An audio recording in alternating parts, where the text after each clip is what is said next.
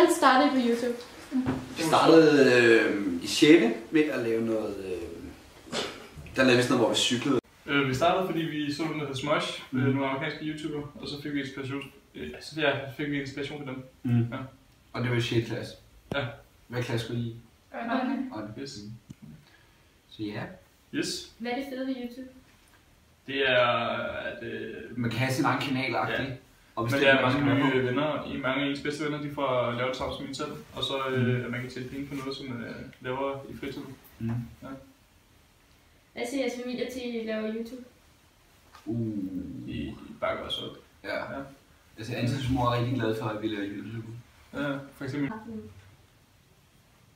Ja, vi bruger en halv time på at filme videoen eller sådan noget. Og så planlægger vi også lige inden, hvor vi bruger en halv time på, og så klipper vi.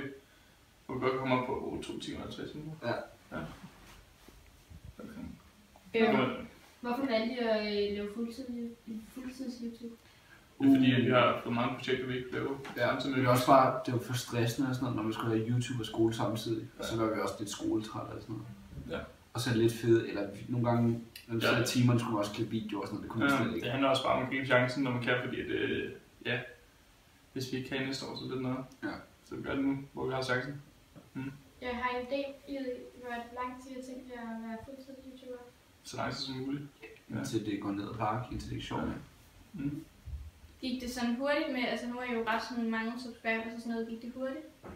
Med subscribers? Det gik rimelig hurtigt. Ja, men det kommer sådan løbende, kan man sige. Nu har vi lavet videoer i sådan en 6. klasse, så... Ja, det er jo mindre, der gik det meget langsomt. Ja, det er sådan her for de seneste år, det begynder at blive stort. Ja, man kan jo sige sådan, når man har 10.000, så er det nemmere at få 10.500 subscribers, end da man havde 0, hvor man skulle få 500.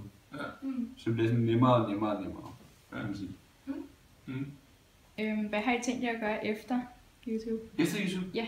Vi skal vel begge to søge på skuespillerskolen næste år. Ja, vi var rigtig om at skuespillere. Okay. Så det håber vi meget på.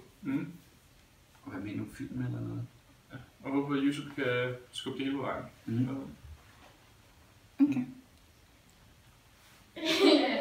Det var Var det det? Yes. Ja. Super cool.